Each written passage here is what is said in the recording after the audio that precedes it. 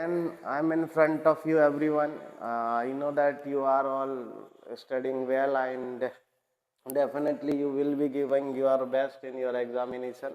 And you know that I started the classes for the basics of English.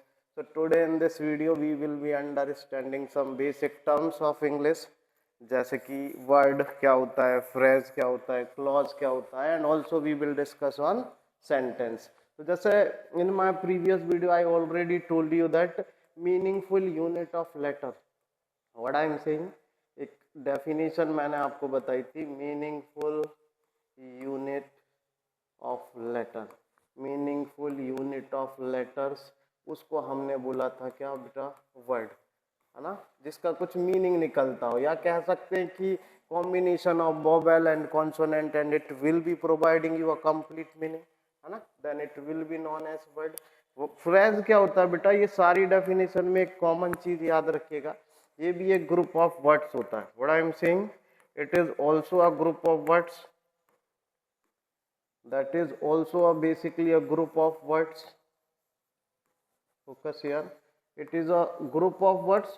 लेकिन what is the difference between clause and phrase? That is basically it is a group of words but it will not contain subject, got it, and also it will not contain the verb, है ना. ये remaining part of the sentence होता है जो कि predicate में आ जाता है. जैसे फॉर एग्जाम्पल, इसका एग्जाम्पल अगर मैं लिखूं तो Ram is swimming in the water, Ram is swimming,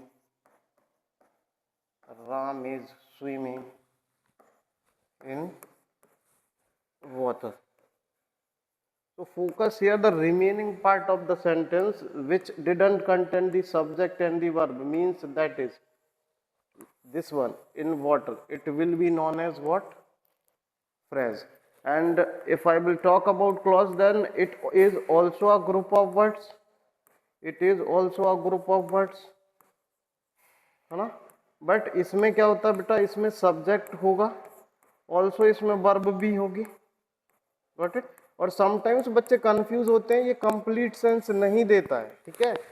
what is clause, तो it is also a group of word जिसमें सब्जेक्ट होगा, वर्ब होगा, लेकिन कंप्लीट सेंस ये नहीं देता है. बट ध्यान रखिएगा, क्लॉज भी दो टाइप के होते हैं, इंडिपेंडेंट क्लॉज, इंडिपेंडेंट क्लॉज और डिपेंडेंट क्लॉज. तो जो इंडिपेंडेंट क्लॉज है वो कंप्लीट मीनिंग दे सकता है, इस डाउट को ध्यान में रखिएगा. नहीं तो सेंटेंस और क्लॉज की डेफिनेशन में थोड़ा सा फिर बच्चों के माइंड में ये डाउट आ जाता है कि जब ये कंप्लीट सेंस नहीं देता है तो फिर सब राम प्लेज ये क्लॉज कैसे हो गया. तो ध्यान रखिएगा, independent clause can give the complete sense, but जो डिपेंडेंट क्लॉज होते हैं वो complete sentence, complete sense and meaning provide नहीं करते. तो अगेन फोकस यार, वर्ड क्या है, meaningful unit of letter.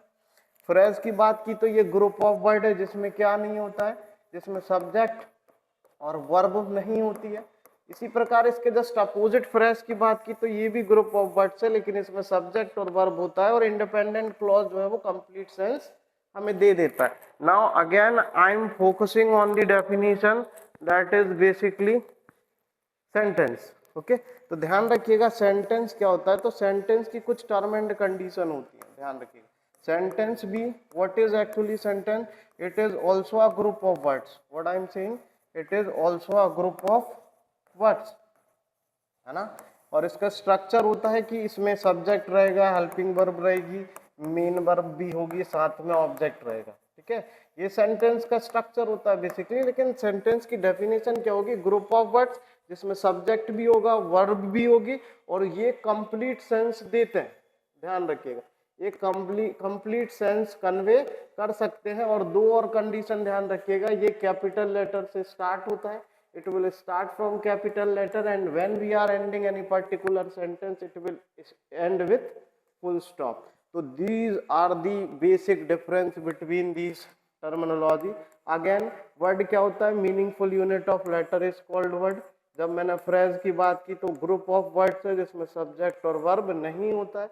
clause की बात की, ये भी group of words है जिसमें सब्जेक्ट और वर्ब होगा, जो कि कंप्लीट सेंस नहीं देता है. लेकिन इसमें भी ध्यान रखने वाली बात है, जो इंडिपेंडेंट क्लॉज है वो कंप्लीट सेंस दे सकते हैं. सेंटेंस, सेंटेंस क्या होता है? ये भी ग्रुप ऑफ वर्ड्स है जिसमें सब्जेक्ट वर्ब होगा, कंप्लीट सेंस देता है, start with capital letter and end with full stop. This is all about basic of English. Thank you.